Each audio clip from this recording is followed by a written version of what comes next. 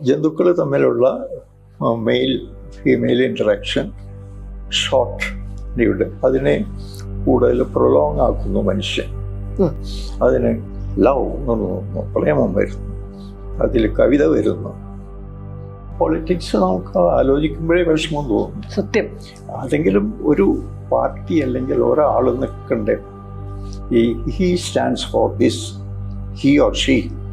അത് ഏറ്റവും വലിയ ട്രാജഡി ഇപ്പം അതാണ്. അത് വേണ്ടി ഓരോരുത്തരും ഇപ്പോൾ ഹിന്ദുത്വ പാർട്ടി ഇലക്ഷന് വേണ്ടി സമയത്ത് ഒരു മുസ്ലിം ഒരാളെ കൊണ്ടുവരും, അല്ലെങ്കിൽ ക്രിസ്ത്യൻ ഒരാളെ കൊണ്ടുവരും. വാട്ട് ഈസ് ആഫ്റ്റർ ഓൾ, നമ്മൾ ഹിന്ദു ആണോ മുസ്ലിം ആണോ എന്നുള്ളതല്ലല്ലോ ഇവിടുത്തെ ക്വസ്റ്റ്യൻ ബിഫോർ ദി കൺട്രി. പാസ്റ്റർനാക്കിൻ്റെ ഡോക്ടർ ശിവാഗു എന്നുള്ള നോവലിൽ ഒരു ഭാഗത്ത് അദ്ദേഹം പറയുന്നുണ്ട്, character revolutions are created by people, narrow-minded people, narrow-minded to the extent of genius. And what happens, the revolution may happen and go, but this narrow-mindedness will continue for decades, for centuries. എന്നൊരു observation ഉണ്ട്. BJP തോൽപ്പിക്കാൻ ഒരു chance ഉണ്ടായിരുന്നു if കോൺഗ്രസും ആ കൂടിയും നിന്നിരുന്നെങ്കിൽ. കോൺഗ്രസ് ഒരു ബുദ്ധിയില്ലാത്ത വിധത്തിൽ പലപ്പോഴും പെരുമാറും. ഇപ്പോഴത്തെ സിസ്റ്റം വളരെ ഓട്ടോക്രാറ്റിക് ആണ്. പക്ഷേ ഇതിനു മുമ്പും ഓട്ടോക്രാറ്റിക് ആയിരുന്നു പല സ്റ്റേജ്. ഇപ്പോൾ എമർജൻസി കാലത്ത് ഓൾറെഡി ഹാഡ് ആൻ എക്സ്പീരിയൻസ്. അതിൽ നിന്ന് നമ്മൾ പഠിച്ചു. അത് കഴിഞ്ഞ പിന്നെ റൂളിംഗ് പാർട്ടി കോൺഗ്രസ് കാരണം പഠിച്ചു. ഇവരും പഠിക്കണം.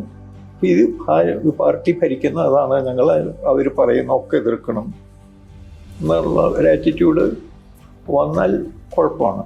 അതുപോലെ തന്നെ മുകളിലിരിക്കുന്ന പാർട്ടിയും ഒരു ഒപ്പോസിഷൻ പറയുന്നതിനെയൊക്കെ നമ്മൾ ഒപ്പോസിഷൻ എന്ന് പറഞ്ഞ് തള്ളിക്കളയണമെന്ന് അങ്ങനെയല്ല. ഇലക്ഷനിൽ വരുമ്പോൾ പൊളിറ്റിക്കൽ പാർട്ടി റിലീജനെ ഉപയോഗിക്കരുത്, കമ്പയിനിൽ റിലീജിയൻ തിങ്കിങ് ഉണ്ടായിരിക്കരുത്. പക്ഷേ നമുക്ക് റിലീജിയസ് പാർട്ടീസ് ഉണ്ടായി, മുസ്ലിം ലീഗ് ഉണ്ടായി, അകാലിദൾ ഉണ്ടായി. ഒരേത് ഐഡിയ ആയാലും നമ്മൾ മതവിശ്വാസമായാലും ചുമരെല്ലാം അടക്കി മതിൽ കെട്ടി വയ്ക്കുകയാണെങ്കിൽ അത് ജീർണിക്കും. ജീവവായു ഇല്ലാതെ അത് ജീർണിക്കും. അത് make society a kind of burial ഗ്രൗണ്ടായി ജീർണതായിട്ട്. വാസ്തവത്തിൽ അതല്ല നമുക്ക് വേണ്ടത്. നമ്മുടെ ജീവിതത്തിനെ ഒരു കൃഷിഭൂമിയാക്കുകയാണ് വേണ്ടത്.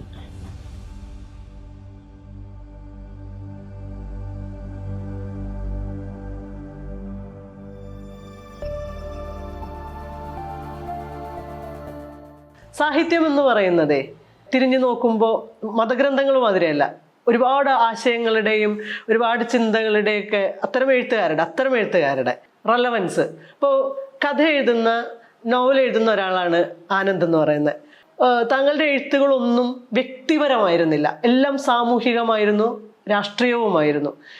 കഥ എന്നുള്ള രൂപത്തിലോ അല്ലെങ്കിൽ നോവൽ എന്നുള്ള രൂപത്തിൽ എഴുതിയത് മുഴുവനും ജനതയെക്കുറിച്ചിട്ടും ജനതയുടെ അന്തർലീനമായി കിടക്കുന്ന രാഷ്ട്രീയത്തെക്കുറിച്ചിട്ടും തന്നെയാണ്. അങ്ങനെ ഒരു നിൽക്കുന്ന ഒരു എഴുത്തുകാർ മലയാളത്തിൽ മറ്റൊന്നുണ്ടാവുമെന്ന് സംശയം.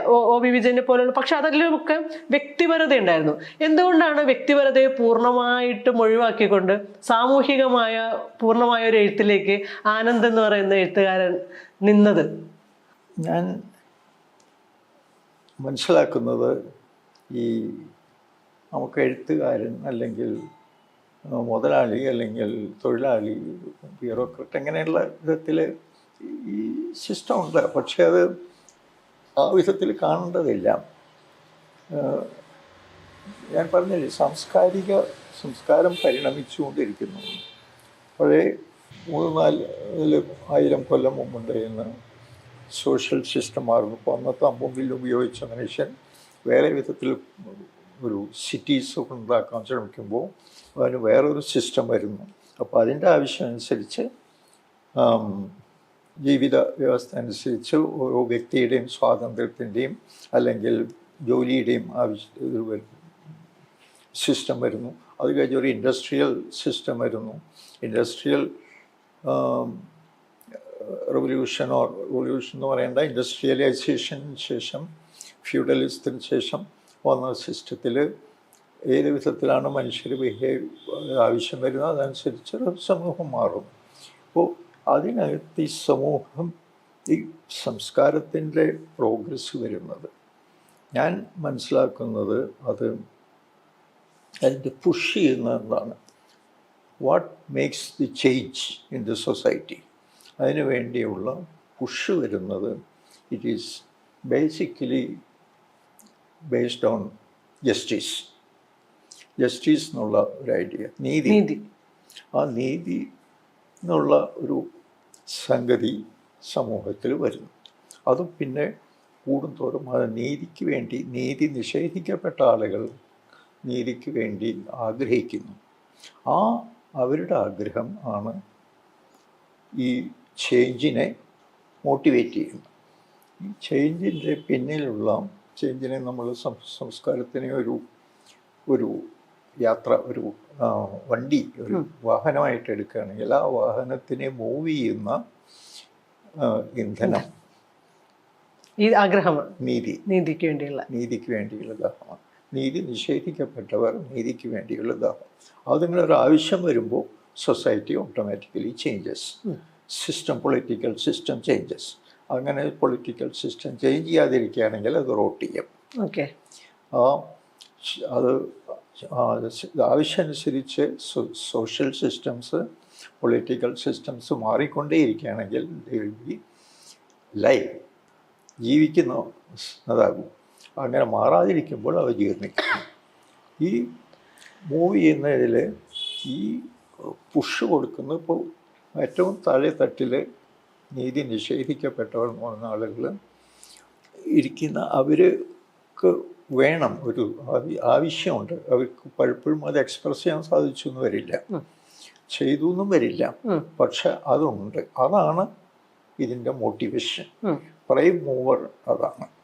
അതിപ്പം നമ്മൾ അതിനെ ഏത് വിധത്തിൽ എക്സ്പ്രസ് ചെയ്യുന്നു, അത് ഇൻ്റലക്ച്വൽസ് ആണോ, സോഷ്യൽ റിഫോമേഴ്സ് ആണോ, പൊളിറ്റിക്കൽ റിഫോമേഴ്സ് ആണോ എന്നുള്ളത് ഡിപ്പെൻഡ്സ്.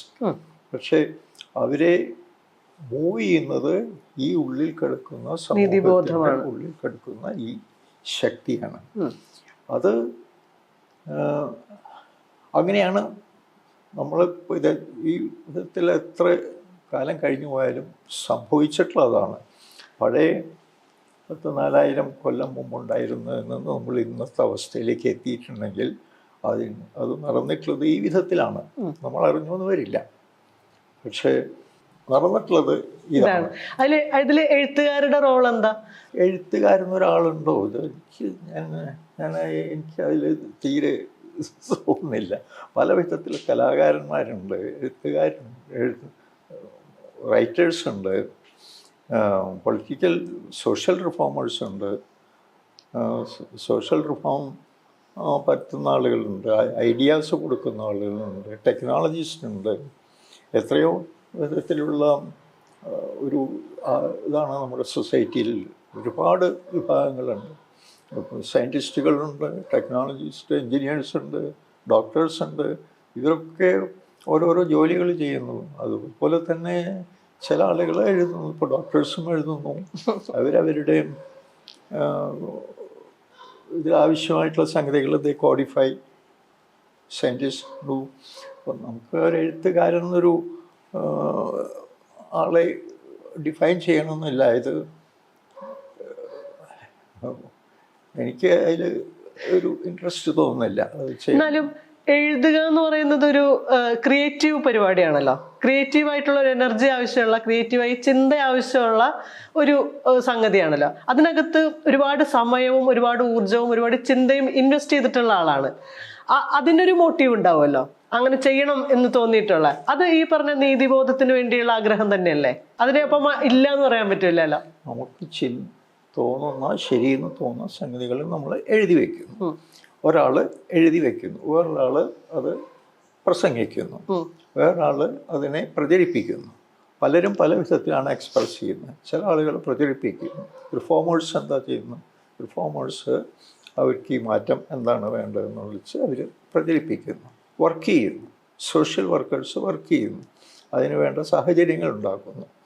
അതുപോലെ ചില ആളുകൾ അതിനുള്ള സയൻറ്റിഫിക് ആയിട്ടുള്ള ബേസ് ഉണ്ടാക്കുന്നു.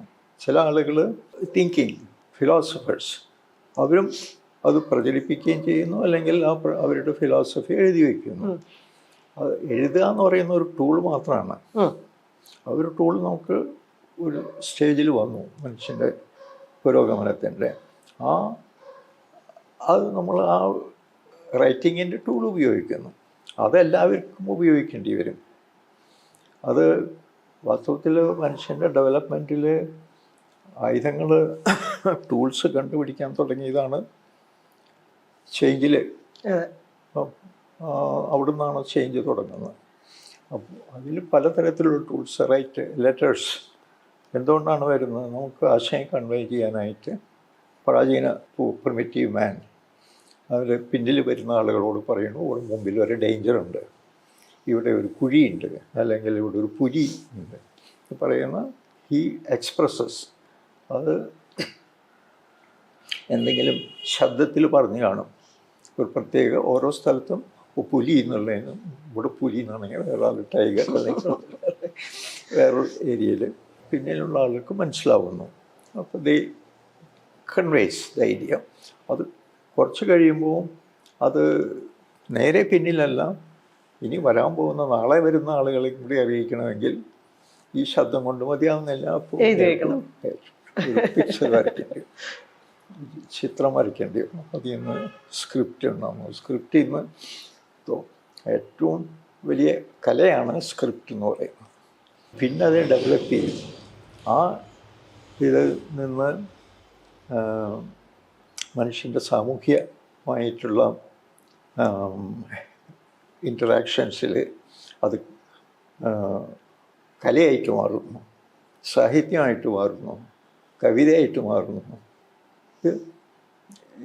ഇതൊക്കെ പ്രാചീനമായിട്ടുള്ള ആ ഇതിൽ ഒരു മനുഷ്യൻ്റെ റിപ്രൊഡക്റ്റീവ് സിസ്റ്റം അത് നമ്മൾ ആന്ത്രോപോളജിക്കലി ലുക്കിംഗ് അതിനെ സർവൈവലിന് വേണ്ടി ഉപയോഗിക്കുന്നു. അത് പിന്നെ അതിൽ സംസ്കാരം വളരുന്നതോടുകൂടി, അല്ലെങ്കിൽ സിസ്റ്റത്തിൻ്റെ ടൂൾസിൻ്റെ വികാസത്തോടുകൂടി അത് ഓരോന്നും അതിനെ ഇപ്പോൾ ജന്തുക്കൾ തമ്മിലുള്ള male female interaction short lived, അതിനെ കൂടുതൽ പ്രൊലോങ് ആക്കുന്നു മനുഷ്യൻ. മനുഷ്യൻ സമൂഹം ഉണ്ടാക്കുന്ന ആളാണ്. അതിന് ലവ് എന്ന് തോന്നുന്നു, പ്രേമം വരുന്നു, അതിൽ കവിത വരുന്നു. പുതിയ കവിത എഴുതുന്നു നമുക്ക് അറിഞ്ഞുകൂടാം, പക്ഷേ നമ്മളതിനെ ഒഴിച്ച് എവർലാസ്റ്റിംഗ് ആയിട്ടുള്ള പിക്ചേഴ്സ് ഉണ്ടാക്കുന്നു, കല വരുന്നു, അതിനെ സുന്ദരമാക്കുന്നു. ഈ ആവശ്യത്തിനെ നമ്മൾ സയൻറ്റിഫിക് ഇൻവെസ്റ്റിഗേഷൻസിൽ കൂടെ അതിനെ കൂടുതൽ ആവശ്യങ്ങൾ പുഷ് കൊടുക്കുന്നു, അതിനെ സുന്ദരമാക്കുന്നു കല. അങ്ങനെ പോകുന്നു. അത് വ്യക്തിപരമായിട്ട് ആനന്ദിൻ്റെ എഴുത്തുകളിൽ വ്യക്തിയല്ല, വ്യക്തികളും സമൂഹവും ചലിക്കുന്ന മനുഷ്യരും അവരുടെ വ്യഥകളും നീതി നിഷേധിക്കപ്പെടുന്ന മനുഷ്യരും ഒക്കെ ആൾക്കൂട്ടങ്ങളാണ് ഉണ്ടായിരുന്നത്. എന്തുകൊണ്ടാണ് അങ്ങനെ അത് സ്വാഭാവികമായിട്ട് വന്നതാണോ, അതോ അത് ബോധപൂർവ്വം തെരഞ്ഞെടുപ്പായിരുന്നോ? എങ്ങനെയാണ് അത് സംഭവിച്ചത്? ആൾക്കൂട്ടങ്ങളെ കുറിച്ചാണ് നിരന്തരം എഴുതിയത്, അതെന്തുകൊണ്ടാണ്? ആൾക്കൂട്ടം പറയുക സമൂഹം എന്ന് പറയണോ? രണ്ടും. ആൾക്കൂട്ടം എന്ന് പറയുന്ന ഒരു ഫേസ്ലെസ് സംഗതിയാണ്. സമൂഹം എന്ന് പറയുന്ന അങ്ങനെയല്ല, തിങ്കിങ് ഗ്രൂപ്പാണ്. പക്ഷെ രണ്ടും ഉണ്ടല്ലേ? അങ്ങനെ നോക്കുകയാണെന്നുണ്ടെങ്കിൽ രണ്ടിനെ കുറിച്ചും പറഞ്ഞിട്ടുണ്ട്. അങ്ങനെയല്ലേ ഹ്യൂമൻ സൊസൈറ്റി മാറുന്നവർ, ഗ്രോയിങ് ഹ്യൂമൻ ഫാമിലി. അപ്പോൾ എങ്ങനെയാണ് തുടക്കത്തിലെ മുമ്പിൽ എടുത്ത് ഇര തേടിയിരുന്ന മനുഷ്യനിൽ നിന്ന് മാറിക്കൊണ്ടിരുന്ന ഓരോ സ്റ്റേജിലും അപ്പോൾ ആവശ്യങ്ങൾ വരുന്നു, അല്ലെങ്കിൽ അറിവ് കൂടുന്നു, അതനുസരിച്ച് സമൂഹം വളരുന്നതോടുകൂടി ഇപ്പോൾ ടെക്നോളജി വരുന്നു. അതിൽ ചില നമ്മൾ സമൂഹത്തിനെ സ്വയം ഉണ്ടാക്കി ആ സമൂഹത്തിനെ മുന്നോട്ട് കൊണ്ടുവന്ന ഒരു സിസ്റ്റംസ് ഉണ്ടാക്കുന്നു, മുന്നോട്ട് പോകുന്ന ഇപ്പോൾ ഈ ത്വരയാണ് മനുഷ്യനെ മറ്റു മൃഗങ്ങളിൽ നിന്ന് ഇത് ഇൻ്റലിജൻസ് വരുന്നു. അത് ഇൻസ്റ്റിങ്ക്റ്റിൽ ജീവിച്ചിരുന്നു അതുവരെ. ഇൻ്റലിജൻസ് ഉപയോഗിക്കാൻ തുടങ്ങുമ്പോൾ അതിൽ ഇൻ്റലിജൻസിൽ നിന്ന് എൻക്വയറി വരുന്നു, ഗവേഷണം വരുന്നു, അന്വേഷണം വരുന്നു, എഴുത്ത്, Kalam, political systems, social systems. ആ ഒരു ആ മൂവ്മെൻ്റ് എങ്ങനെ നമ്മൾ അതിനെ മുഴുവൻ അതിൻ്റെ യാത്രയെ ഒന്നിച്ച് കാണാൻ ശ്രമിച്ചാൽ ഇപ്പോൾ ഇന്ന് നമ്മൾ എത്തിപ്പെട്ടത് അതൊക്കെ ഇരിക്കട്ടെ. തൽക്കാലം ഇന്ന് നമ്മൾ വേർ വി ആർ ഒരു സ്റ്റേറ്റ്സ് ഉണ്ടാവുന്നു, രാജ്യങ്ങൾ. കുറച്ച് മുമ്പ് രാജാക്കന്മാർ ഒരു സ്ഥലത്തുണ്ടായി, അവർ കെട്ടിപ്പിടിച്ചുകൊണ്ടിരുന്നു. ഒരു രാജാവ് കുറേ ഭൂമി പിടിച്ചെടുത്തു, ഒരാൾ കൊടുത്തു, വേറെ വന്ന അയാളെ തട്ടിപ്പറിച്ചു. അതെങ്ങനെ ഒരു നടക്കുന്നു. പിന്നെ അത് സ്റ്റെബിലൈസ് ചെയ്യാൻ തുടങ്ങി. സ്റ്റേറ്റ് എന്നുള്ള ഐഡിയ വരുന്നു. സ്റ്റേറ്റ് എന്നുള്ള ഐഡിയ വരുമ്പോൾ അതിന് നമുക്ക് ഒരു സിസ്റ്റം കൊണ്ടുവന്നു. State wide how should it run. രാജാക്കന്മാരല്ല, ഇപ്പോൾ രാജാവ് നിശ്ചയിക്കുന്നു. ഇതാണ് ഒരു ഡിസ്പ്യൂട്ട് വന്നാൽ decision is given by the king. അത് നമ്മൾ മുമ്പോട്ട് പോകുമ്പോൾ രാജാവ് പോരാ, അതിനൊരു റൂൾ ഓഫ് ലോ എന്ന് പറയുന്ന റൂൾസ് ഉണ്ടാകും. ആ റൂൾസ് അനുസരിച്ച് വേണം പ്രവർത്തിക്കാൻ. അപ്പം അതിന് ലീഗൽ സിസ്റ്റം വരുന്നു.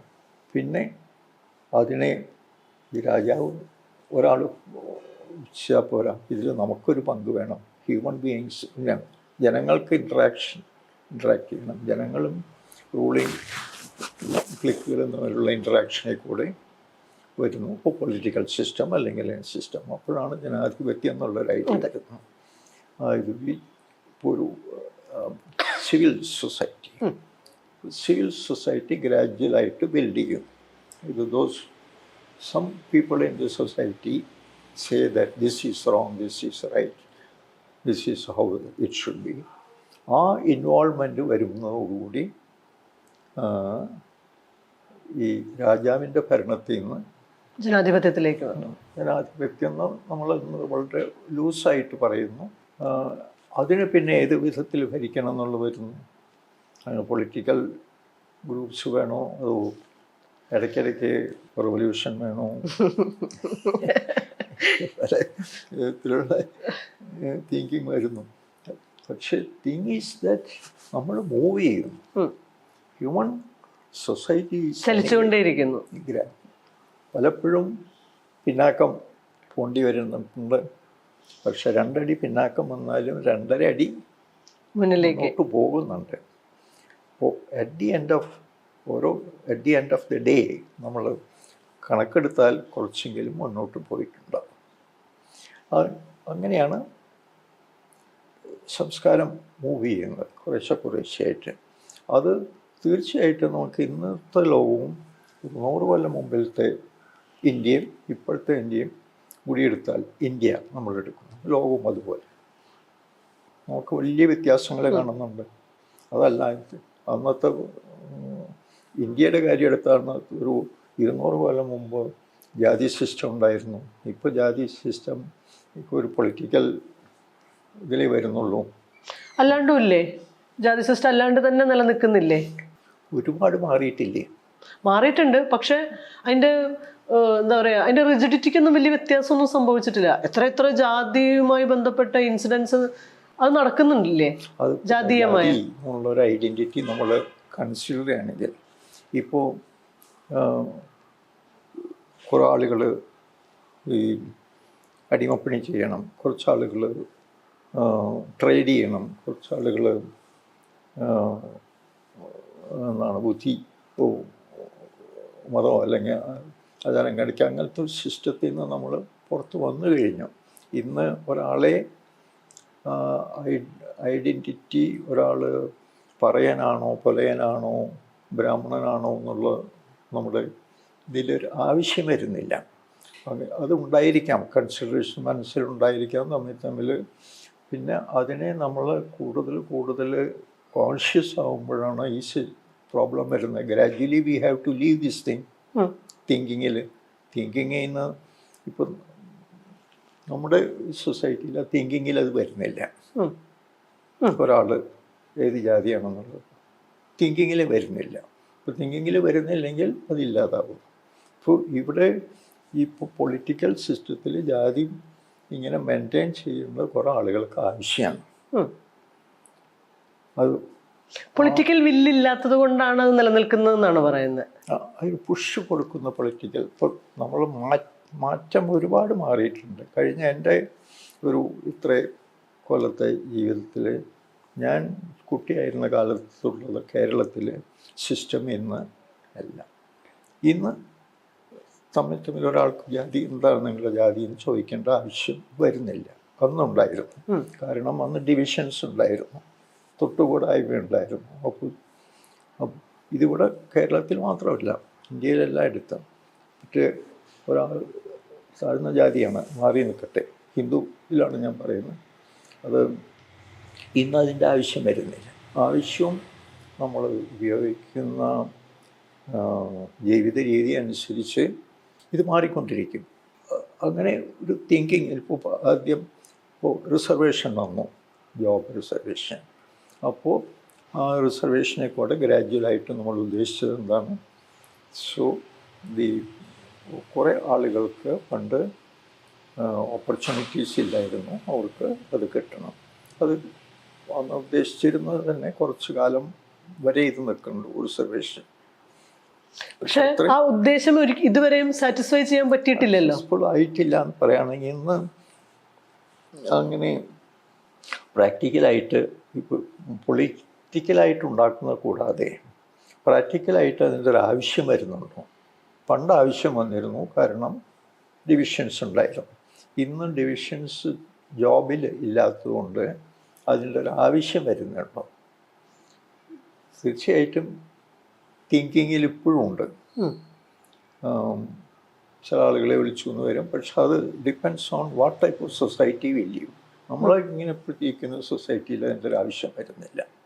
പക്ഷേ ഒരു ട്രൈബൽ ഏരിയയിലാണെങ്കിൽ, അല്ലെങ്കിൽ വളരെ ബാക്ക്വേർഡായിട്ടുള്ള കമ്മ്യൂണിറ്റിയാണ് ജീവിക്കുന്നതെങ്കിൽ ഇത് പോകണം. അതായത് സംവരണത്തിൻ്റെ രീതികളെ ഇനി മാറ്റേണ്ടതുണ്ട്. രീതി മാറിക്കൊണ്ടിരിക്കുന്നു. ഇതിൽ നമ്മൾ നോമിനൽ റോൾ ഓഫീസിൽ ഉണ്ടാക്കുമ്പോൾ, എംപ്ലോയിൻ്റെ ക്ലറിക്കൽ ക്ലാർക്ക് നോമിനൽ റോൾ ഉണ്ടാക്കുമ്പോൾ അതിൽ സ്ഥലത്ത് SC ST ഇനി എഴുതേണ്ടി വരുന്നു എന്ന്. കാരണം അവർക്ക് റിസർവേഷൻ കൊടുക്കേണ്ടതുകൊണ്ട്. അത് ആ എഴുതുന്ന സംഗതി ഒരു സ്റ്റേജിൽ എത്തുമ്പോൾ പോകണം. ഇത് എഴുതുന്നത് അവർക്ക് വിത്ത് എ ഗുഡ് ഇൻറ്റൻഷൻ. പക്ഷേ ഗ്രാജ്വലായിട്ട് കുറേയൊക്കെ മാറിയിട്ടുണ്ട്. നമുക്ക് തീരെ മാറിയിട്ടില്ല എന്ന് പറഞ്ഞുകൂടാ, വളരെ വ്യത്യാസം വന്നിട്ടുണ്ട്. ജാതി സിസ്റ്റം, പിന്നെ ജാതി സിസ്റ്റം, അതുപോലെ തന്നെ റിലിജനും വരുന്നുണ്ട്. ഇപ്പോൾ റിലിജനിൽ റിസർവേഷൻ കൊണ്ടുവന്നിട്ടില്ല, പക്ഷേ ഈ തിങ്കിങ്ങിൽ വരുന്നുണ്ട്. കാരണം ഈ സോഷ്യൽ ലൈഫിൽ ഈ ഇപ്പോൾ എക്സ്പെഷ്യലി പൊളിറ്റിക്സിൽ മതം വലിയൊരു ഇഷ്യൂ ആയിരിക്കുന്നു. അത് പോകേണ്ടതല്ലേ തീർച്ചയായിട്ടും മോഡേൺ സിസ്റ്റത്തിൽ. അത് ഒരാൾ ഹിന്ദുവാണോ മുസ്ലിമാണോ ക്രിസ്ത്യാനിയാണോ എന്നുള്ളത് ഇതിൻ്റെ ഒരാവശ്യം വരുന്നില്ല. പക്ഷേ ഐഡൻറ്റിറ്റി വരുന്നു. വലിയ ആളുകൾ പോലും പറയുന്നു ഞാൻ ഹിന്ദുവാണ്, ഞാൻ മുസ്ലിമാണ്. അത് നമ്മൾ ആദ്യം പൊളിറ്റിക്കൽ ഇപ്പോൾ ഇന്ത്യയിൽ ഉണ്ടാക്കിയപ്പോൾ ജാതി idea political parties caste religion based ആയിരിക്കരുത് എന്നായിരുന്നു. ഒരു ഇലക്ഷന് വരുമ്പോൾ പൊളിറ്റിക്കൽ പാർട്ടി റിലിജനെ ഉപയോഗിക്കരുത്, കമ്പയിനിൽ റിലിജൻ തിങ്കിങ് ഉണ്ടായിരിക്കരുത്. പക്ഷേ നമുക്ക് റിലീജിയസ് പാർട്ടീസ് ഉണ്ടായി. മുസ്ലിം ലീഗ് ഉണ്ടായി, അകാലിദൾ ഉണ്ടായി. ഇതൊക്കെ ഫുള്ളി ജാതി കാസ്റ്റ് റിലിജൻ ബേസ്ഡ് പാർട്ടിയാണ്. പിന്നെ ഊർക്കുമ്പോൾ കിട്ടിയ ഒരു ഹിന്ദു അതങ്ങനെ തന്നെ നിൽക്കും, മാറ്റങ്ങൾ ഉണ്ടാവില്ല. ഹിന്ദു പാർട്ടിയായി. അകാലിദൾ ആകാമെങ്കിൽ മുസ്ലിം ലീഗ് ആകാമെങ്കിൽ ഇലക്ഷനിൽ അകാലിദൾ ഫൈറ്റ് ചെയ്യുന്ന അകാലിദൾ എന്ന് വെച്ചുകൊണ്ടാണ്, മുസ്ലിം ലീഗും ഫൈറ്റ് ചെയ്യുന്ന മുസ്ലിം ലീഗ്. ഇപ്പോൾ ഹിന്ദുവുമായിട്ട് പാർട്ടി ഈ ഇത് അതിനൊരു മറുപടികളില്ലാതാവും. അതിനൊരാവശ്യം ഒന്നും അല്ലെങ്കിൽ എക്സിസ്റ്റൻസ് മടക്കി കൊണ്ടിരുന്നു. ജനാധിപത്യത്തെ കുറിച്ച് പറഞ്ഞതില് ജനങ്ങളുടെ ഇടപെടല് കൃത്യമായി നടക്കുന്ന ഒരു സിസ്റ്റമാണ് ജനാധിപത്യം. അതാണ് ജനാധിപത്യത്തിന്റെ അർത്ഥം എന്ന് പറഞ്ഞിട്ടുണ്ട്. നമ്മളുടെ സിവിൽ സൊസൈറ്റി അത്തരത്തിൽ ജനാധിപത്യത്തിൽ വേണ്ട രീതിയിൽ ഇടപെടുന്നുണ്ടോ, ഇടപെടാൻ പറ്റുന്നുണ്ടോ, ഇടപെടാൻ അനുവദിക്കുന്നുണ്ടോ? ഗാന്ധിയൻ നമ്മുടെ ഇൻഡിപെൻഡൻസ് മൂവ്മെൻ്റ് എങ്ങനെയാണ് നടന്നത്? അത് ഒരു നോൺ വയലൻ്റായിട്ട് ലീഡറായിട്ട് ഗാന്ധി വരുന്നു ഒരു സ്റ്റേജിൽ. അതിനു മുമ്പ് വേറെ ആളുകളുണ്ടായിരുന്നു. അത് കഴിഞ്ഞ് ഗാന്ധി സ്റ്റേജിൽ വന്നപ്പോൾ അതിൻ്റെ ക്യാരക്ടർ മാറി. എന്താണ് ഇൻഡിപെൻഡൻസ് മൂവ്മെൻറ്റ് ചെയ്ത്? ഒരു റെവല്യൂഷൻ ഫൈറ്റായിട്ട് യുദ്ധം ചെയ്തിട്ടല്ല സ്വാതന്ത്ര്യം നേടേണ്ടത് എന്ന് നിശ്ചയിച്ചു. ആ ആയുധങ്ങൾ ഉപയോഗിച്ചിട്ടല്ല എന്ന് നിശ്ചയിക്കുന്നു. അപ്പോൾ പിന്നെ എന്താണ്? അങ്ങനെ ഗാന്ധിയൻ മൂവ്മെൻ്റാണ് സിവിൽ സൊസൈറ്റി എന്ന് പറഞ്ഞൊരു സംഗതി ഉണ്ടാക്കിയത്. ബ്രിട്ടീഷ് അവർ റൂൾ ചെയ്യുന്നു. അപ്പോൾ ഈ ഗാന്ധിയൻ മൂവ്മെൻറ്റ് വാസ്തവത്തിൽ സിവിൽ സൊസൈറ്റിയുടെ ഒറിജിനൽ ഫോമായിരുന്നു. അപ്പോൾ അവർ ആവശ്യങ്ങൾ വയ്ക്കുന്നു, ഇത് വയ്ക്കുന്നു. അപ്പോൾ കൊളോണിയൽ റൂളാണെങ്കിൽ തന്നെ, ഇന്ത്യയിലത്തെ കാര്യമാണ് പറയണേ, ആഫ്രിക്കയിലൊക്കെ വരെയായിരുന്നു, അത് ഇതുപോലെ ആയിരുന്നില്ല. കൊളോണിയൽ ഗവൺമെൻറ് ഇങ്ങനെ ഒരു ഡിമാൻഡ് വരുന്നു. അപ്പോൾ അത് നോക്കുന്നു, ആവശ്യമാണ്. അപ്പോൾ അവരുടെ ഒറിജിനൽ മെയിൻ എയിം എക്സ്പ്ലോയിറ്റേഷനോ ഒക്കെ ആയിരിക്കാം ഒരു കോളനിവൽക്കരണത്തിൻ്റെ. പക്ഷെ അത് കൊണ്ട് ചെയ്യാൻ സാധിക്കില്ല. ഇവിടുത്തെ സൊസൈറ്റിയിൽ എക്സിസ്റ്റ് ചെയ്യണമെങ്കിൽ we have to interact with people എന്ന് കൊളോണിയൽ ഗവൺമെൻറ് നിശ്ചയിച്ചു. പണ്ട് സ്വാതന്ത്ര്യത്തിന് എത്രയോ മുമ്പ് തന്നെ അവർ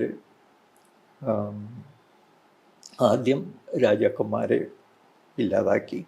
രാജാക്കന്മാരുണ്ട്, പക്ഷേ അതെല്ലാം സാമ്രാജ്യത്തിൻ്റെ പാർട്ടാക്കി. അത് യുദ്ധം ഇല്ല. ഗവൺമെൻറ് നേരിട്ട് ഭരിച്ചിരുന്ന ഏരിയകൾ ബോംബെ പ്രസിഡൻസ്, ബംഗാൾ അല്ലെങ്കിൽ മദ്രാസ്, അതുകൂടാതെ മറിച്ച രാജാക്കന്മാർ, ഇവരെല്ലാം കൂടി ആദ്യമായിട്ടൊരു ഫെഡറൽ സെറ്റപ്പ് ഉണ്ടാക്കി, തന്നെത്താൻ വന്നു. അത് 1857 ഈ വാട്ടവർ അന്ന് നടന്നു മ്യൂട്ടിനിക്ക് ശേഷം ഇവോൾവ് ചെയ്തു വന്നു. ബ്രിട്ടീഷ് ഗവൺമെൻറ് ഭരിക്കുന്നു, പക്ഷേ ഇതിൽ ഓരോ സ്റ്റേജിലും ആദ്യം ഒരു നോമിനേറ്റഡ് ആയിട്ടുള്ള മെമ്പേഴ്സിൻ്റെ ഒരു അഡ്വൈസറി കമ്മിറ്റി ഉണ്ടാക്കി. പിന്നെ ഗ്രാജുവലായിട്ട് ഈ നമ്മുടെ ഈ സ്വയംഭരണത്തിൻ്റെ ഐഡിയ ഫീഡ് ചെയ്തുകൊണ്ടിരുന്നു. മുനിസിപ്പാലിറ്റീസ് ഉണ്ടാക്കി, പഞ്ചായത്തുകൾ ഉണ്ടാക്കി. അത് കഴിഞ്ഞ് മെയിൻ ഭരണത്തിൽ തന്നെ അവരിത് ഇൻട്രൊഡ്യൂസ് ചെയ്തു. അത് അന്ന് ഇപ്പോൾ ഓരോ ഇതിൽ മൂവ്മെൻറ്റ് വരുന്നു, സോഷ്യൽ മൂവ്മെൻറ്റ് ഇത് വേണം. ജാതിയിൽ ഇരിക്കട്ടെ, അത് പതുക്കെ വന്നുള്ളൂ. അല്ലെങ്കിൽ ഒരു ആദ്യകാലത്ത് സതി ഒരു സിസ്റ്റം നടക്കുന്നു, അത് പാടില്ല. കുറച്ച് എൻലൈറ്റൻഡ് ആയിട്ടുള്ള ആളുകൾ ഇത് ഗവൺമെൻറ്റിൻ്റെ മുമ്പിൽ വയ്ക്കുന്നു, ഗവൺമെൻറ് റെസ്പോണ്ട് ചെയ്യുന്നു. ഈ വെച്ച ആളുകൾ ഒരു സിവിൽ സൊസൈറ്റി ആണ്. 4-5 ആളെ ഉണ്ടായിരുന്നുള്ളൂ, പക്ഷേ അതിനെ റിയാക്ട് ചെയ്തു. അതിന് പ്രോ ആക്റ്റീവായിട്ടൊരു സംഗതി വന്നു, റൂളേഴ്സും റൂൾഡും തമ്മിൽ. അതിനിടയ്ക്ക് കുറേ ആളുകൾ കാണുന്നു നമ്മുടെ പെൺകുട്ടികൾ കുറവാണ് ഈ സൊസൈറ്റിയിൽ. എന്താ കാരണം? അത് റൂളേഴ്സ് ശരിക്കും നടന്നതാണ്. രാജസ്ഥാനിലെ ഒരു സബ് കളക്ടർ ഇത് കണ്ടപ്പോൾ അയാൾ ഇൻവെസ്റ്റിഗേറ്റ് ചെയ്യാൻ തുടങ്ങി. അപ്പോൾ മനസ്സിലാക്കി പെൺകുട്ടികളെ ജനിക്കുമ്പോഴേ കൊല്ലുന്ന ഒരു പരിപാടിയുണ്ട്. അയാൾക്കത് വളരെ ഷോക്കിംഗ് ആയി. അപ്പോൾ ഇത് പാടില്ല. അയാൾ സബ് കളക്ടർക്കും കളക്ടർ വൈസ്രോയ്ക്കും വെച്ചപ്പോൾ വൈസ്രോയ് പറഞ്ഞു, നമ്മളെന്തിനാ ഇതിന് അറിയുന്നു? അങ്ങനെയല്ല, നമ്മൾ അറിയണം, വി ആർ റൂളേഴ്സ്, നമുക്കൊരു ഇൻട്രാക്ഷൻ ഓൾറെഡി ഉണ്ട്. ശരി, അതിന് ചിലവുണ്ടോ? ചിലവൊന്നുമില്ല. ഈ കളക്ടർ പറഞ്ഞു, നമ്മൾ ഈ മിഡ്വൈഫ്സാണ് ഇതിൽ. ഇപ്പോൾ മിഡ്വൈഫ്സിനൊരു സർട്ടിഫിക്കറ്റ് കൊടുക്കുക, in the name of Queen Victoria, you have done good work, വേറെ ഒന്നും വേണ്ട വർക്ക്. അങ്ങനെ പ്രതിരോധം തുടങ്ങും. അതില്ലാതെ പിന്നെ വിധവാ വിവാഹം, അത് ഹിന്ദുക്കളുടെ ഇടയിൽ ഇല്ലായിരുന്നു.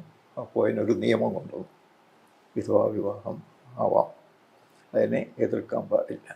വേറൊരു നിയമം കൊണ്ടുവന്നു, ചൈൽഡ് മാരേജ്, അതിന് മിനിമം ഏജ്, ആദ്യത്തെ സ്റ്റേജ് 4-5 ആളുകളാണ് ഒരു റെപ്രസെൻറ്റേഷൻ കൊടുക്കുന്നത്. 13 വയസ്സാവും.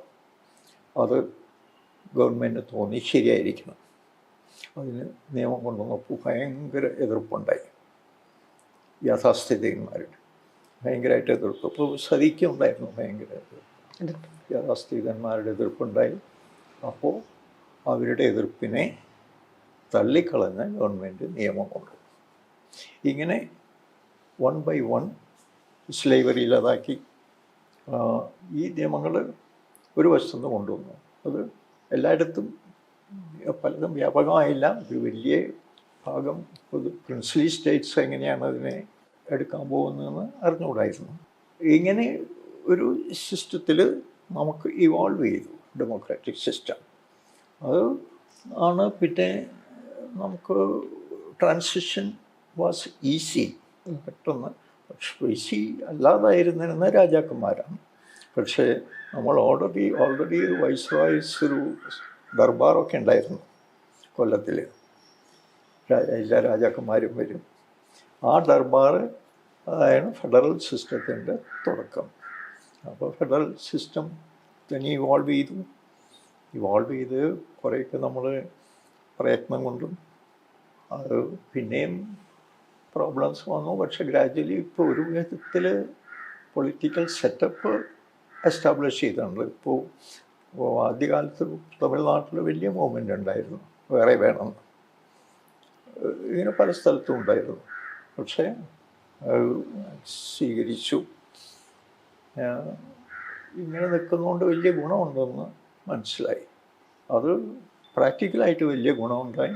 അത് കാരണം അത് എക്കണോമിക് സിറ്റുവേഷൻ, ഫ്ലഡ് വരുമ്പോൾ അല്ലെങ്കിൽ ക്ഷാമം വരുമ്പോൾ ഒക്കെ തമ്മിൽ ഇൻട്രാക്ട് ചെയ്യും.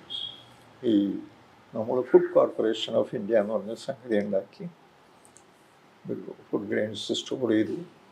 ഇപ്പോൾ തമിഴ്നാട്ടിൽ ക്ഷാമമാണെങ്കിൽ അതിന് പോവും.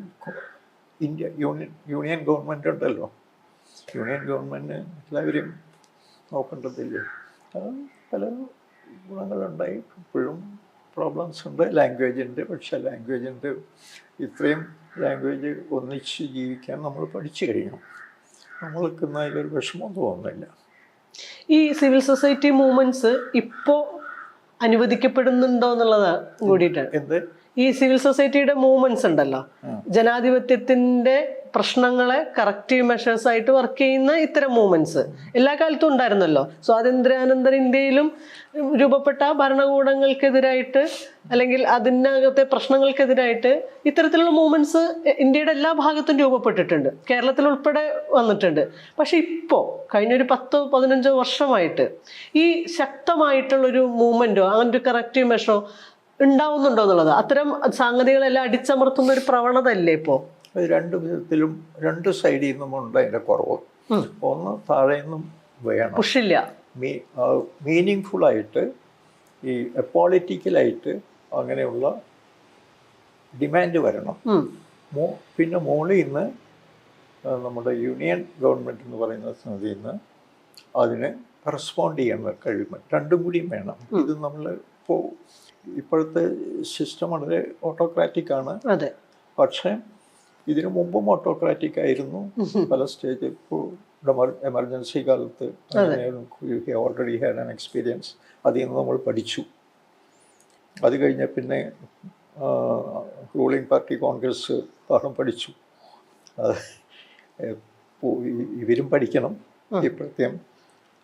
അതേ സമയത്ത് മൂവ്മെൻറ്റ് ഓഫ് സിവിൽ സൊസൈറ്റിന്ന് അല്ലെങ്കിൽ from people's side movement meaning ആയിരിക്കണം, പൊളിറ്റിക്കലായിരിക്കണം. ഇപ്പോൾ കർഷകരുടെ പ്രശ്നങ്ങൾ അതിന് നമുക്ക് കോൺഗ്രസ് ആണോ BJP ആണോ എന്ന് നല്ല ഇഷ്യൂ ഇതാണ്. ഇഷ്യൂ ബേസ്ഡ് എഡ്യൂക്കേഷനിൽ അതിലും ഇഷ്യൂ ബേസ്ഡ് ആയിരിക്കണം.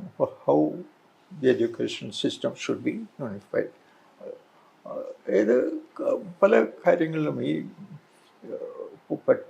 ഇത് പാർട്ടി ഭരിക്കുന്ന അതാണ് ഞങ്ങൾ അവർ പറയുന്ന ഒക്കെ എതിർക്കണം എന്നുള്ള ഒരു ആറ്റിറ്റ്യൂഡ് വന്നാൽ കുഴപ്പമാണ്.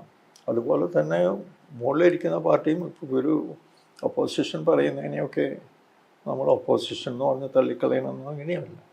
ഈ ഒരു സ്പിരിറ്റ് നമ്മൾ ഇൻസ്റ്റിൽ ചെയ്തിട്ടുണ്ടെങ്കിൽ that is A healthy way of making it meaning full.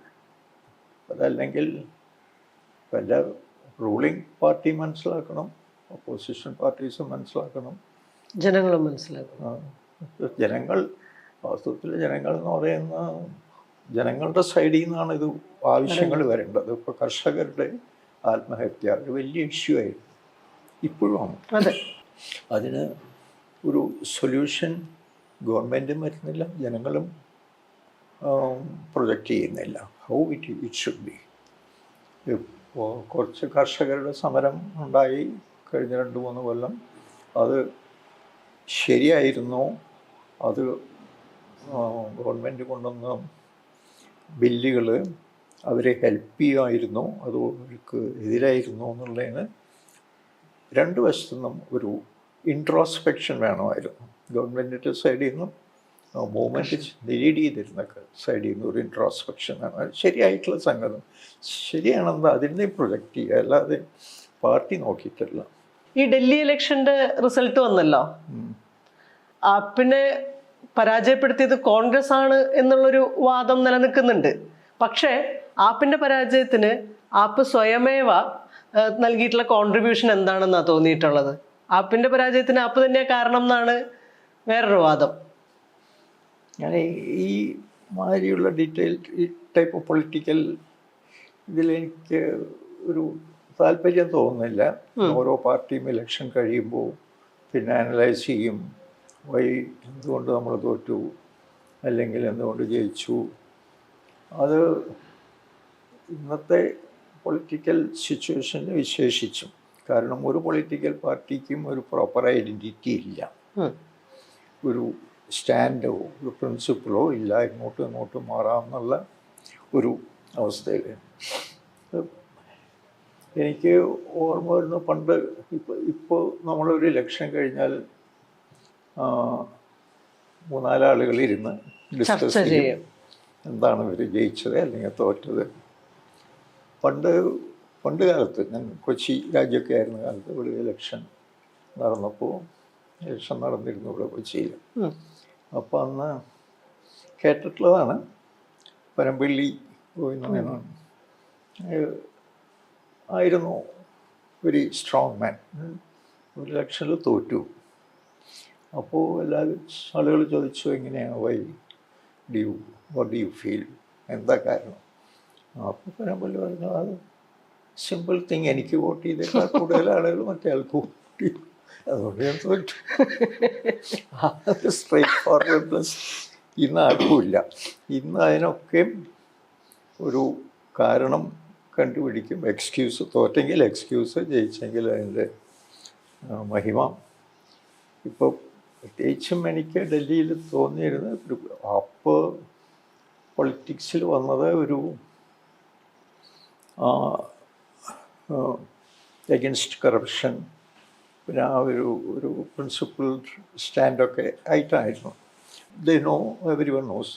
പക്ഷെ ഇപ്പോഴത്തെ ഇലക്ഷനിൽ എനിക്ക് തോന്നിയ BJPയെ തോൽപ്പിക്കാനൊരു ചാൻസ് ഉണ്ടായിരുന്നു ഇഫ് കോൺഗ്രസും അപ്പം കൂടി നിന്നിരുന്നെങ്കിൽ. കോൺഗ്രസ് ഒരു ബുദ്ധിയില്ലാത്ത വിധത്തിൽ പലപ്പോഴും പെരുമാറും. ഒന്നിച്ചു നിന്നിരുന്നെങ്കിൽ കൂടെ. പക്ഷെ ഏറ്റവും കൂടുതൽ അവർക്കെതിരായിട്ട് കമ്പയർ ചെയ്ത് കോൺഗ്രസ്സാണ്. കറപ്ഷൻ ചാർജുണ്ട്, അത് ശരിയോ തെറ്റോ നമുക്ക് അറിഞ്ഞുകൂടാം. കറപ്ഷൻ ചാർജ് ആർക്കെതിരായിട്ടാണ് ഇല്ലാത്തത്? Every party is corrupt. എത്രത്തോളം കറപ്റ്റ് ആണെന്നുള്ളത് അതിന്റെ അളവിൽ മാത്രമേ വ്യത്യാസമുള്ളൂ. പക്ഷേ ഈ BJP മുന്നോട്ട് വയ്ക്കുന്ന ഒരു ഹിന്ദുത്വ ഐഡിയോളജി ഉണ്ടല്ലോ, അതിൽ നിന്ന് വ്യത്യസ്തമായിട്ടുള്ളൊരു ഐഡിയോളജി മുന്നോട്ട് വെക്കാനായിട്ട് ആപ്പിനോ കോൺഗ്രസിനോ സാധിക്കുന്നില്ല എന്നുള്ളതാണ്. അപ്പോൾ ആ ഗ്രൗണ്ടിൽ ആ ഒരു കളത്തിൽ ഗംഭീരമായിട്ട് പെർഫോം ചെയ്യുന്നത് BJP ആണ് ഹിന്ദുത്വ പൊളിറ്റിക്സിന്റെ കാര്യത്തിൽ. എന്ന് മാത്രമല്ല, ഈ മിഡിൽ ക്ലാസ്സിനെ പ്രലോഭിപ്പിക്കാൻ വേണ്ടിയും ഈ കറപ്ഷനെതിരെയൊക്കെയായിട്ടുള്ള സ്റ്റാൻഡ് BJPയും എടുക്കുന്നു. അതായത് ഒരേ കളത്തിൽ ഹിന്ദുത്വന്റെ മുന്നിൽ വെച്ചിട്ട് പെർഫോം ചെയ്യുന്നത് BJP ആയതുകൊണ്ടും കൂടിയല്ലേ ഈ ഒരു കൺഫ്യൂഷൻ ആളുകൾക്ക് ഇല്ലാതെ പോയത്. എന്ന് വെച്ചാൽ ഈ ഒരു ഗെയിം പ്ലാനിൽ ഗംഭീര പ്ലെയർ BJP ആണ്. ഇവർ വേറൊരു ഐഡിയോളജി മുന്നോട്ട് വെച്ചിട്ടില്ലല്ലോ കഴിഞ്ഞ കുറച്ച് കാലമായിട്ട്. അങ്ങനെയും പറഞ്ഞൂടെ നമുക്ക്? ഐഡിയോളജി എന്ന് പറയുമ്പോൾ എന്താണ്? ഒരു political ideology. Firstly what is politics? It's a meaning action from the people's side. അത് നീ ഒരു ഐഡിയോളജിക്കൽ ഇത് കൊടുത്താൽ പിന്നെ അത് വേറെ ഒരു കമ്മ്യൂണിസ്റ്റ് പാർട്ടി അവർക്കൊരു തിയറി ഉണ്ട്. BJPക്ക് ഒരു ഇതുണ്ട്, ദാറ്റ് ഈസ് മതം, ഹിന്ദു മതം. അതുപോലെ ഓരോ എടുത്തുകൊണ്ട് അങ്ങനെ ഒരു ഇതിലാണ് അവർ സംസാരിക്കുന്നത്. അങ്ങനെ നോക്കുമ്പോൾ ഇവർ ഇപ്പോൾ BJP അയോധ്യയും രാമനെയും ഒക്കെ പിടിച്ച് സത്യം ചെയ്യുന്നു. അപ്പോൾ ഇവർക്ക് പിന്നെ എനിക്ക് തോന്നുന്ന ഒരു സ്റ്റാൻഡ് എടുക്കാമായിരുന്നു. അവർ അനാവശ്യമായിട്ട് അവരും അതിന് ബദലായിട്ട് ഹനുമാനെ പിടിച്ചു. ഹനുമാനെ ഞങ്ങൾ ഹനുമാൻ്റെ സേവകരാണ്, നിങ്ങൾ ആരുടെ സേവകരാണ് നിങ്ങളുടെ കാര്യം. people are not bothered. People are bothered about what you are going to do. അപ്പോൾ ആ വിധത്തിൽ തിങ്ക് ചെയ്യേണ്ട ആവശ്യമില്ലായിരുന്നു അവർക്ക്. അത് ഒരു ഓണസ്റ്റായിട്ട് ചെയ്തതാണോ അതോ ഒരു പ്രിട്ടൻസ് ആണോ? ഇപ്പോൾ എല്ലാവരും ഇലക്ഷൻ വരുമ്പോൾ അമ്പലത്തിൽ പോകുന്നു, ദൈവത്തിനെ കാണുന്നു, അല്ലെങ്കിൽ ഈ ദൈവമൊക്കെ ഉണ്ടെന്ന് അവരൊക്കെ എപ്പോഴും അത് ഒരുപക്ഷെ അവർ വിചാരിച്ച് കാണാൻ, അല്ലാതെ അവർക്ക് വോട്ട് കിട്ടില്ല. ഇപ്പോൾ ആ ഒരു പോളറൈസേഷൻ ഹിന്ദുത്വത്തിൻ്റെ പേരിൽ ഇന്ത്യയിൽ നടക്കുന്നത്, അതിലും ഉണ്ട് ഈ കറപ്ഷൻ. പാപ്പി എന്ന് വളരെ സീനിയറായിട്ടുള്ള ഒരാൾ BJPയിലേക്ക് മാറി ഇലക്ഷൻ തൊട്ട് മുമ്പ്. അപ്പോൾ എന്താണെന്ന് ചോദിച്ചാൽ അയാൾക്ക് എന്താ ഉത്തരം? നിങ്ങളിപ്പോൾ തോന്നുന്നുണ്ടോ ഇതേവരെ ആപ്പിലിരുന്നിട്ട് ഇപ്പം അതാണ് ശരിയെന്ന് തോന്നുന്നുണ്ടോ? അതിനൊന്നും ആരും ഉത്തരം പറയില്ല. അതൊന്ന് വളർന്നു വീഴുന്ന കുഴപ്പമില്ല.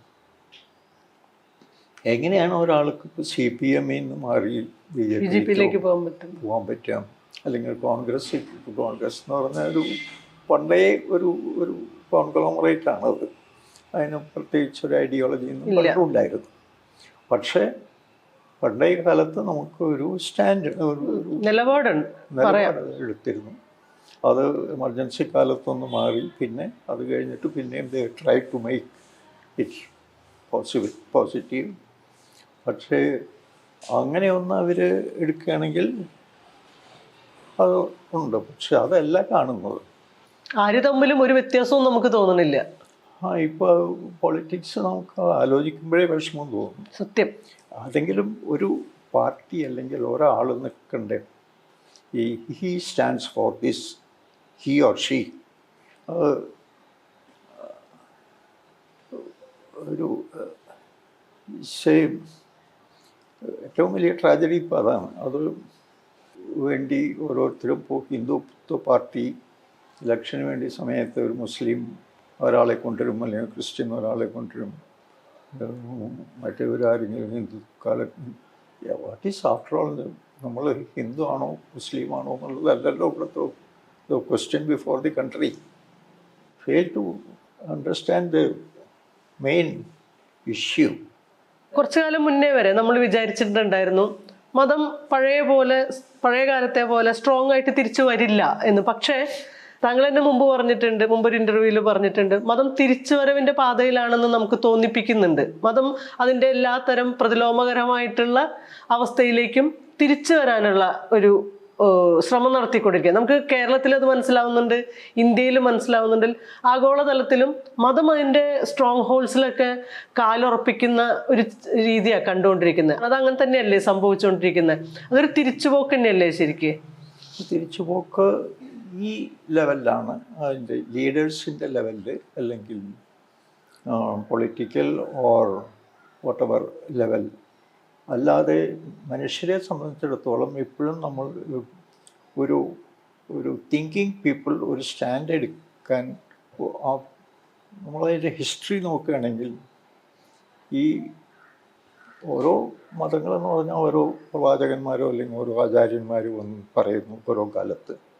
അത് കഴിഞ്ഞ് പിന്നെയും ലോകം മുന്നോട്ട് പോകുന്നു. ആ മുന്നോട്ട് പോകുന്ന അവസ്ഥ അതിൻ്റെ റെലവൻസ് എന്താണ്?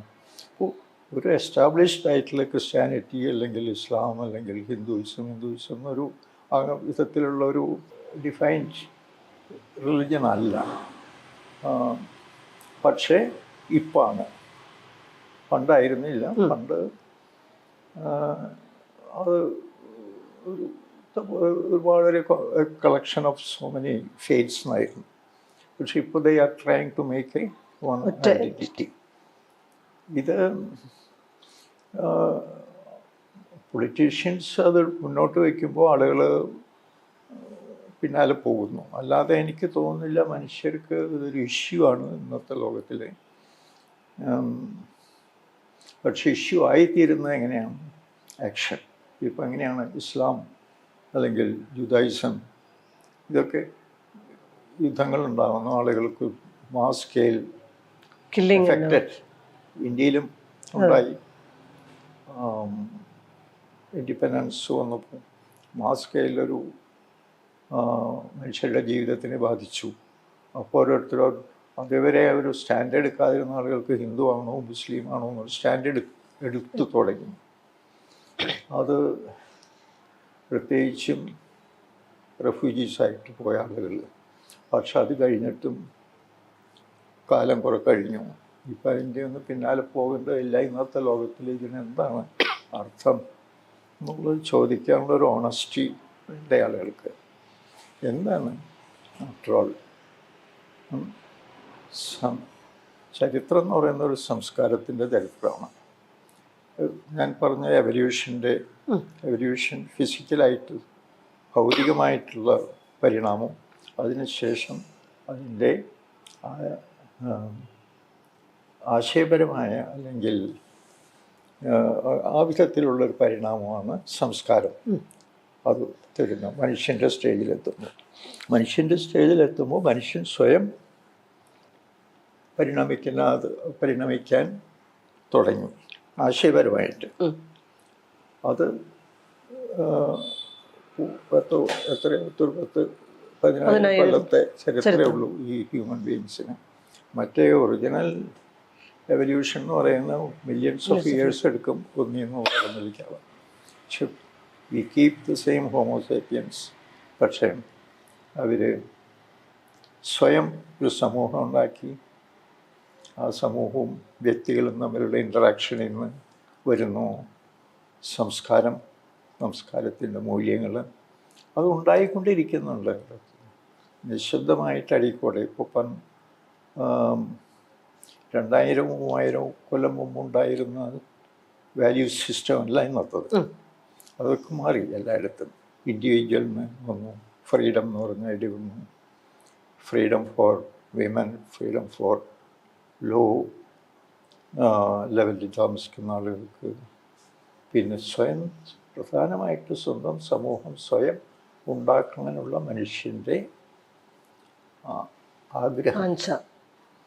അതാണ് സംസ്കാരം. അതിൽ ഇപ്പോൾ ഏതോ സ്റ്റേജിൽ ഓൾഡ് ടെസ്റ്റമെൻറ്റിൻ്റെ സമയത്ത് ചില പ്രവാചകന്മാർ വലുതും പറഞ്ഞു, പിന്നെ ക്രിസ്ത്യാനിറ്റി വരുന്നു, ഇസ്ലാം വരുന്നു. ഇതിനെ ഓരോന്നിനെയും പെർമനൻ്റ് ആക്കേണ്ട ആവശ്യമുണ്ടോ? വസ്തു പെർമനൻ്റ് അല്ല, മാറിക്കൊണ്ടേയിരിക്കുന്നതാണ്, പരിണമിച്ചുകൊണ്ടിരിക്കുന്നതിൽ ഓരോ മൈൽ സ്റ്റോൺസ്. അത് പിന്നെ മാറുന്നു, പിന്നത്തെ ലോകം മാറുന്നു. ഇന്നത്തെ 1000 കൊല്ലം മുമ്പ്, എന്തിനാ 50 കൊല്ലം മുമ്പുണ്ടായിരുന്ന ലോകമല്ല ഇപ്പോഴത്തേത്. മനുഷ്യൻ എപ്പോഴും ഇന്ന് ഇങ്ങനെ മൂവ് ചെയ്യുന്ന ഈ അതനുസരിച്ച് സംസ്കാരത്തിൻ്റെ ഒരു സ്ട്രക്ചർ ഉണ്ടാവും. ഇപ്പോൾ ഇന്ത്യയിൽ തന്നെ എടുത്താൽ 200 കൊല്ലം മുമ്പുണ്ടായിരുന്ന ഹിന്ദു സിസ്റ്റമല്ല, ഹിന്ദു ഇതിൽ അന്നുണ്ടായിരുന്ന സോഷ്യൽ സ്ട്രക്ചർ ടോട്ടലായിട്ട് മാറി. ഇന്നിപ്പോൾ ഏതെങ്കിലും ഈ വർണ്ണാശ്രമധർമ്മത്തിലേക്ക് മടങ്ങിപ്പോകണമെന്ന് പറയാൻ RSSന് പോലും സാധിക്കില്ല, നടക്കില്ല. അത്രത്തോളം മാറിക്കഴിഞ്ഞിരിക്കുന്നു.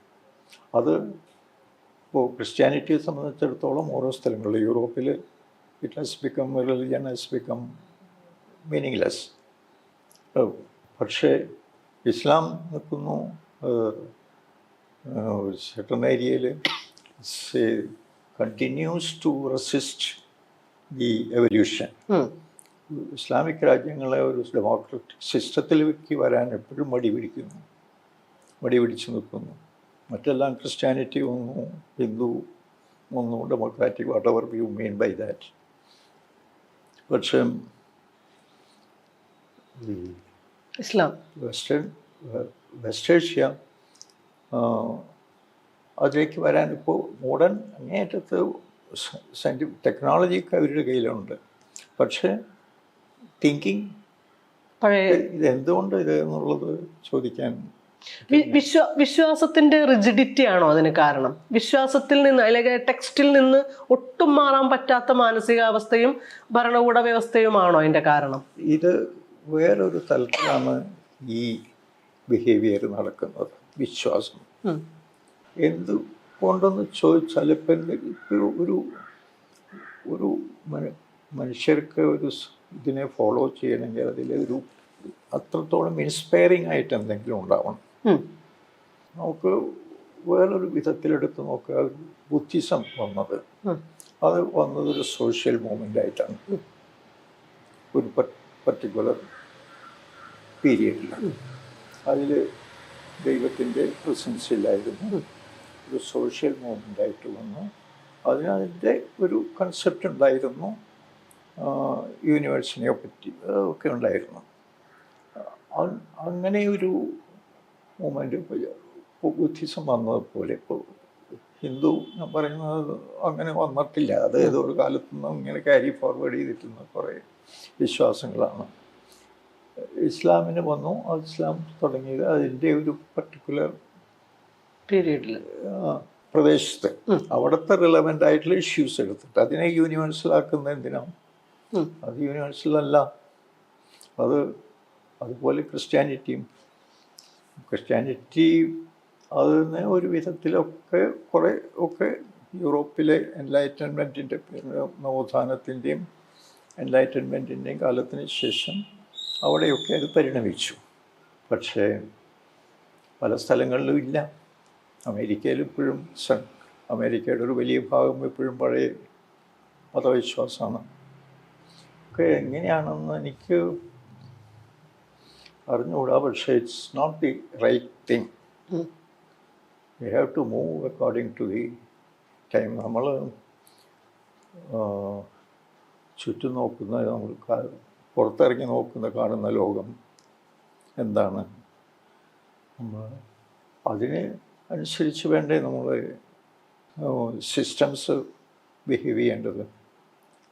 സിസ്റ്റം അതിന് ഫോളോ ചെയ്യുന്നില്ലെങ്കിൽ ഒരു ഗ്യാപ്പ് വരും. ആ ഗ്യാപ്പ്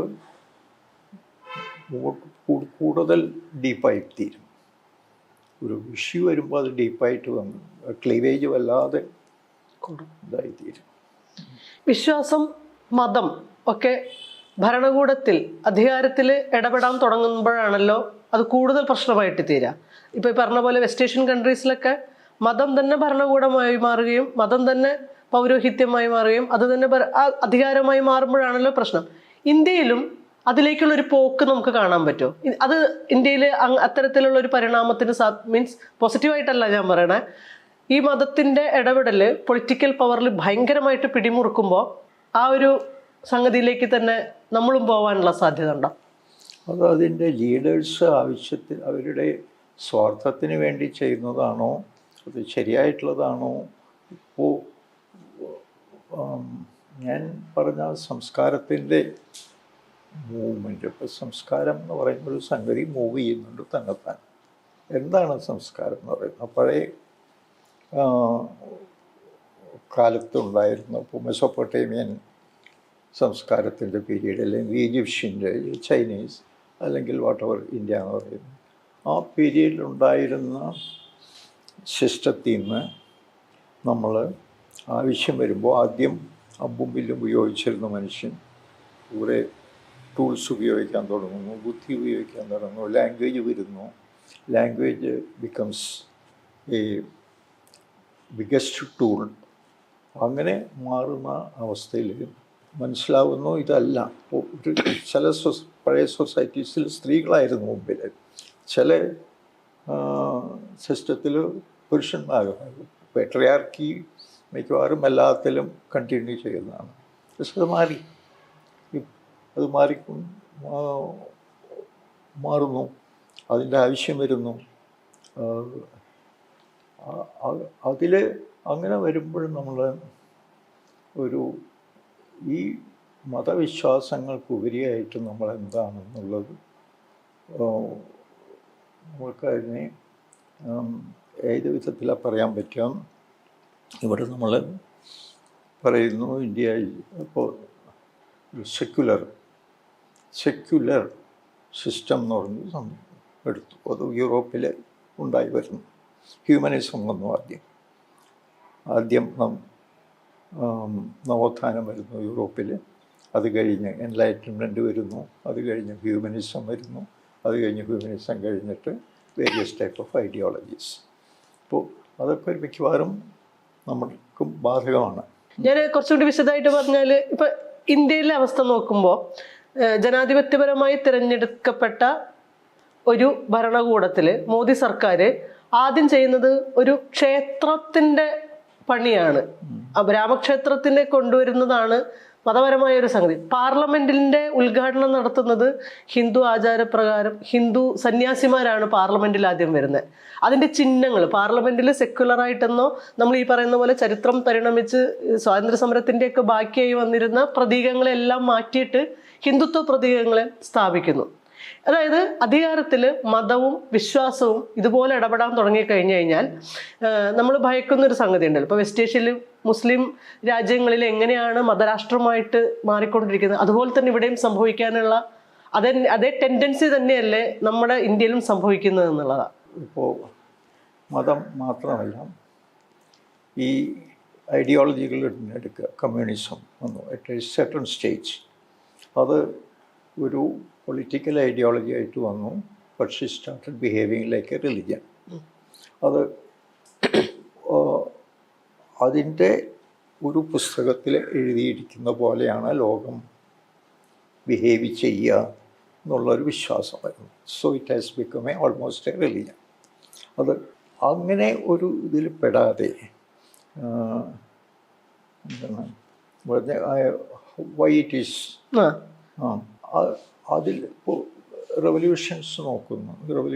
പൊളിറ്റിക്കൽ റെവല്യൂഷൻസ് ഞാൻ പറയുന്നത് ഇൻഡസ്ട്രിയൽ റെവല്യൂഷൻ പോലെയുള്ളതെല്ലാം. അപ്പോൾ പൊളിറ്റിക്കൽ റെവല്യൂഷൻ ആദ്യമായിട്ട് നമുക്ക് കാണുന്ന ഒരു ഫ്രഞ്ച് റെവല്യൂഷൻ വരുന്നു ഹിസ്റ്ററിയിൽ, ഒരു മേജർ ഫ്രഞ്ച് റെവല്യൂഷൻ കൊണ്ട് അത് കഴിഞ്ഞിട്ടുണ്ടാകുന്ന സിസ്റ്റം വലിയ ആദർശങ്ങൾ വെച്ചിട്ടാണ് റെവല്യൂഷൻ വരുന്നത്. പക്ഷേ immediately after revolution what you see is that none of these things exist. It becomes a terrorism. Reign of terror വരുന്നു. അതിൻ്റെ ഇമ്മീഡിയറ്റ്ലി റെയിൻ ഓഫ് ടെറർ വരുന്നു. അത് തന്നെയല്ല ഒരു സ്ലേവറി സിസ്റ്റം വരുന്നു, imposing A sort of thing. അത് കഴിഞ്ഞിട്ട് പിന്നെ നമ്മൾ കാണുന്നു റഷ്യൻ റവല്യൂഷൻ. അത് വലിയ ഐഡിയോളജികൾ വരുന്നു. പക്ഷെ that also what it has created is A slave system, new modern. അത് കഴിഞ്ഞപ്പോൾ ചൈനീസ് അല്ലെങ്കിൽ പിന്നെ വരുന്നു ഇസ്ലാമിക് റവല്യൂഷൻ, ഖൊമേനിയുടെ റവല്യൂഷൻ, താലിബാൻ്റെ റവല്യൂഷൻ. ഇതൊക്കെ ഉണ്ടാക്കി എടുക്കുന്നത് ഒരു റിസൾട്ട് വരുന്നത് ഒരു practically A slavery and terror. എല്ലാം ഒരു ടെററിലാണ് നിൽക്കുന്നത്. ഇപ്പോൾ റഷ്യൻ റവല്യൂഷൻ കഴിഞ്ഞാൽ ചൈനീസ് റവല്യൂഷൻ കഴിഞ്ഞിട്ടോ അല്ലെങ്കിൽ ഖൊമേനിയുടെ റവല്യൂഷൻ കഴിഞ്ഞിട്ടോ ബാക്കി സൊസൈറ്റിയെ സംബന്ധിച്ചിടത്തോളം what exist is A terror. അത് എനിക്ക് ഓർമ്മ വരുന്ന പാസ്റ്റർനാക്കിൻ്റെ ഡോക്ടർ ശിവാഗു എന്നുള്ള നോവലിൽ ഒരു ഭാഗത്ത് അദ്ദേഹം പറയുന്നുണ്ട്, character doctor Zhivago making an observation. അതാ ലാറാന്നോ മറ്റേ അല്ലേ, സ്ത്രീ പോലീസ് അറസ്റ്റ് ചെയ്ത് കൊണ്ടുപോകുന്നു, ഒറ്റയ്ക്കാവുന്നു, ആളിരുന്ന് ആലോചിക്കുന്നതാണ്. പറയുന്ന revolutions are created by people of narrow-minded people, narrow-minded to the extent of genius. പ്രത്യേകിച്ചും പറയുന്നുണ്ട് narrow-minded to the extent of genius. And what happens, the revolution may happen and go, but this narrow-mindedness will continue for decades, for centuries എന്നൊരു observation ഉണ്ട്. That is ശരിക്കും Stalinism ഒറിജിനലിൽ സംഭവിച്ചതാണ്. ആ what ever political അതൊക്കെ പോയി, പക്ഷെ ആ narrow minded rulers അവർ remain ചെയ്യുന്നു. ഇതെല്ലാ റവല്യൂഷനിലും ഇതാണ് സംഭവിക്കുന്നത്. നമ്മൾ ഗ്രാജ്വലായിട്ട് നടക്കുന്ന റവല്യൂഷൻ നമുക്ക് ഉപയോഗിക്കാമെങ്കിൽ പരിവർത്തനം എന്ന് പറഞ്ഞാൽ മതി. ഒരു ഫ്യൂഡൽ സിസ്റ്റത്തിൽ നിന്ന് ഇൻഡസ്ട്രിയൽ സൊസൈറ്റിയിലേക്ക് മാറുന്നു. അതിൽ നിന്ന് അതിനെ നമുക്ക് ഈ മാറ്റത്തിലുള്ള റവല്യൂഷൻ അല്ല. That happens according to the need, gradually, സ്വാഭാവികമായിട്ട് അതിനാവശ്യമായിട്ട് വരുന്നുണ്ട്, വിത്തൗട്ട് എനിബഡീസ് നോളജ്. പണ്ടുണ്ടായിരുന്ന അവസ്ഥയിൽ ആയി പ്രാക്ടിക്കലല്ല. സ്ത്രീകൾ വേറിട്ടിങ്ങനെ ഒരു ഇതിലിരിക്കാം, അത് എന്ന് പറഞ്ഞാൽ, അല്ലെങ്കിൽ കാസ്റ്റ് സിസ്റ്റം, അത് പ്രാക്ടിക്കലല്ല. പ്രാക്ടിക്കൽ അല്ലാതായി തീരുന്നതിനെ നമ്മൾ വിടുന്നു. പക്ഷേ ഇതെല്ലാം മാറിയിട്ടും ആ സിസ്റ്റത്തിനെ പിടിച്ച് അത് തന്നെ മുമ്പിൽ വയ്ക്കുക എന്ന് പറയുന്നത് ഇപ്പോൾ ജീർണിക്കലാണ്. അത് ഇപ്പോൾ ഏത് ഐഡിയ ആയാലും, നമ്മൾ മതവിശ്വാസമായാലും ചുമരെല്ലാം കെട്ടി അതിനെ മതിൽ കെട്ടി വയ്ക്കുകയാണെങ്കിൽ അത് ജീർണിക്കും. ജീവവായു ഇല്ലാതെ അത് ജീർണിക്കും. അപ്പോൾ അത് you make society a kind of burial ഗ്രൗണ്ടാക്കി ജീർണതായിട്ട്. വാസ്തവത്തിൽ അതല്ല നമുക്ക് വേണ്ടത്. നമ്മുടെ ജീവിതത്തിനെ ഒരു ശവപ്പറമ്പാക്കുകയല്ല വേണ്ടത്, ഒരു ജൈവികമായൊരു സംഗതി, അജൈവമായിട്ട് കൃഷിഭൂമിയാക്കുകയാണ് വേണ്ടത്. പുതിയതായിട്ട് വരുന്നു. അതിന് പകരം ഈ മാതിരി ചെയ്യുമ്പോൾ അതെല്ലായിടത്തും ജീർണതയാണ് കൊണ്ടുവരുന്നത്. ജീർണത ഒരു രോഗമാണ്. അതിനെ മാത്രം ബാധിക്കില്ല, ജീർണത എല്ലാത്തിനെയും ബാധിക്കും. ഈ നാരോ മൈൻഡഡ്നെസ്സിനെ പറ്റി പാസ്റ്റർനാക്ക് പറഞ്ഞ പോലെ it becomes a something which റോട്ട്സ്.